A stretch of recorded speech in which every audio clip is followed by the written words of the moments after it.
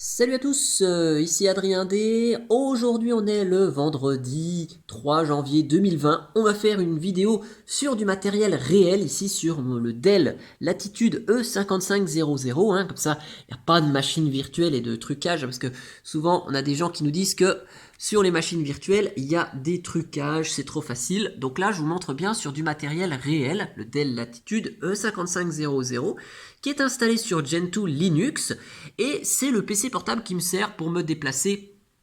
Si vous me rencontrez à Coagul, vous me verrez avec ce PC portable qui est avec son vrai disque dur SSD sur Gentoo.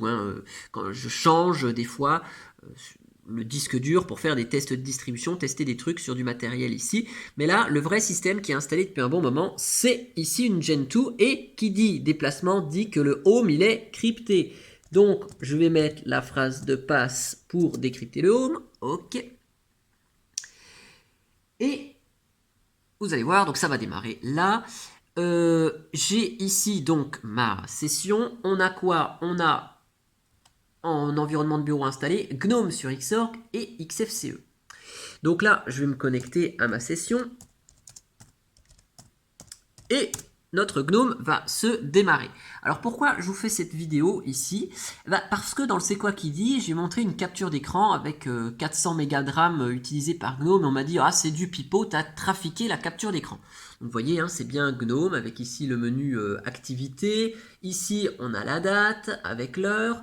Et ici on a la barre de lancement rapide avec le Wi-Fi. Donc vous voyez, même sur cette machine, j'ai pas de l'Ethernet, j'ai même le pilote Wi-Fi. Donc le Wi-Fi est chargé. Il y a du son, bon pour le moment il est coupé, mais je vais vous montrer que tout ça, ça fonctionne. Et donc si je vous lance un terminal, hop, ici, donc ça c'est le terminal là, je vous montre avec le petit uname-a, donc noyau 41986 qui est utilisé. Si je vous fais un petit free-m pour voir la mémoire utilisée, vous voyez on est à 401 mégas de mémoire RAM utilisée avec cet environnement de bureau GNOME sous Gentoo. Alors je vous montre ici NeoFetch, parce que je sais qu'il y en a qui aiment bien cet outil, NeoFetch, vous voyez ici.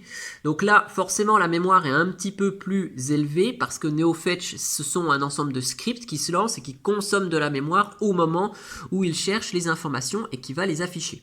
Donc là, on voit Gentoo Linux, on revoit le host ici, donc le noyau, le nombre de paquets installés, bash, la définition de l'écran et l'environnement de bureau GNOME avec le GNOME terminal, et vous voyez le processeur et la carte graphique. Donc ça c'est une carte graphique intégrée au processeur, enfin au chipset carte mère. Donc si je vous remets un petit free-m, vous voyez on est toujours à 403 mégas, bien qu'ici il affiche 462, et d'ailleurs je vous avais dit que NeoFetch fait à peu près le utiliser plus le partager plus la mémoire qu'il consomme pour afficher le système.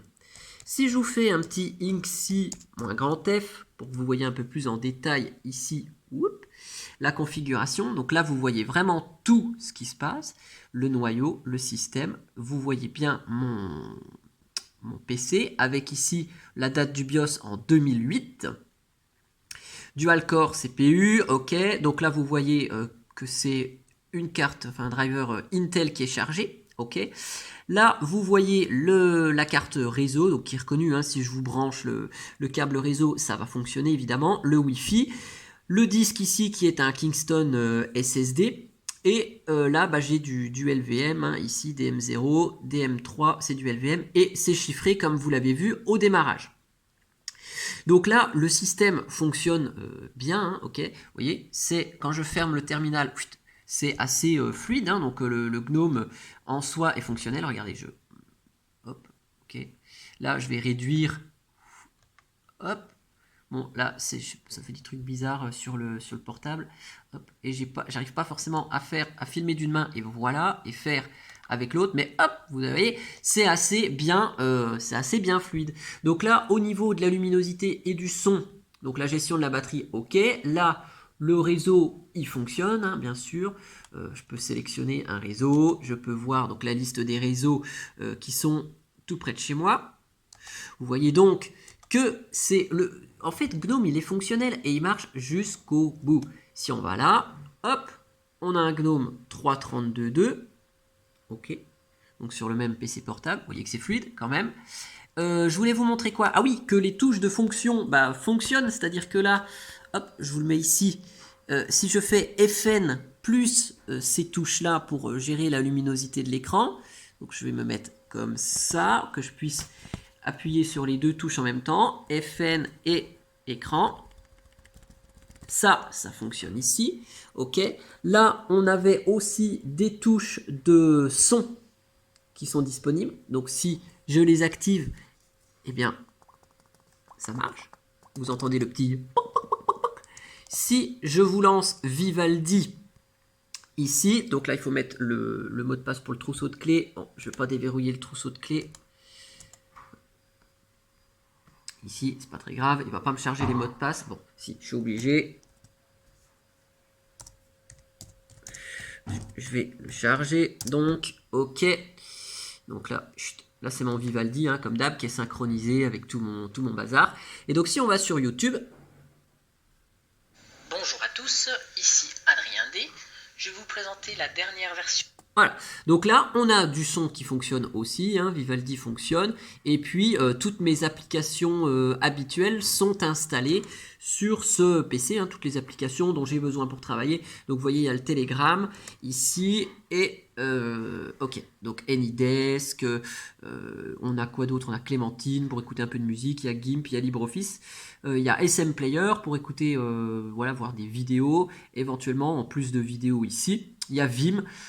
Donc, si vous voulez, c'est vraiment... Bon, il y a ici Tunar et puis le terminal XFCE. C'est tout à fait normal pour la simple et bonne raison, c'est que il y a l'environnement de bureau XFCE qui est disponible aussi sur cette machine.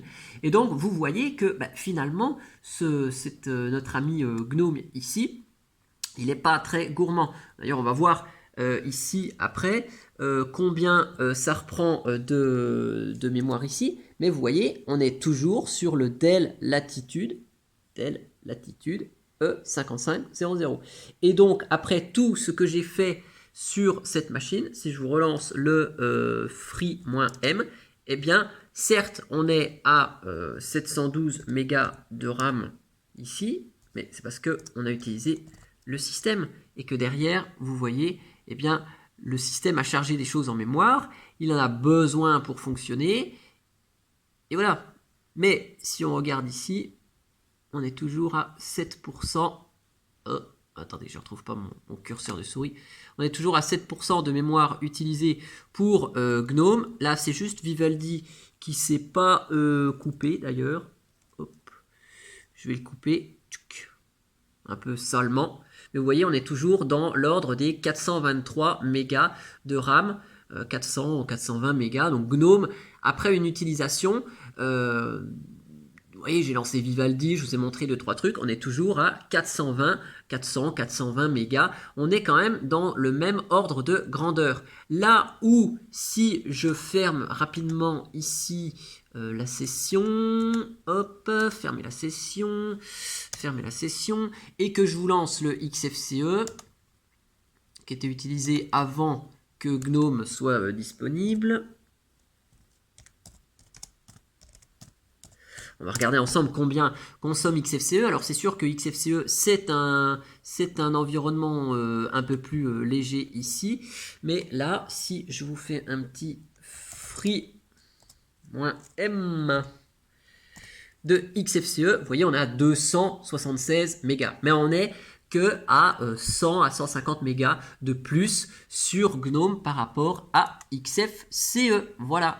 Donc là, ce que je vais faire, je vais déconnecter la session. Déconnexion. Je ne vais pas l'arrêter. Je vais me reconnecter rapidos dans Gnome pour être sûr que la prochaine fois, il me rouvre la session Gnome. OK.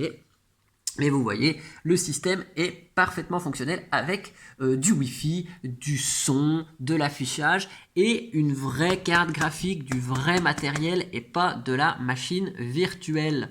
Voilà, comme ça fera plaisir à ceux qui me disent toujours « Ouais, mais la machine virtuelle, c'est facile, c'est de la triche, c'est pas du vrai matériel. » Donc là, vous avez vu que le Gnome était en action sur un vrai matériel. En tout cas, j'espère que cette petite vidéo, elle vous aura plu. Et moi, je vous dis à bientôt pour une prochaine vidéo. Allez, ciao, ciao!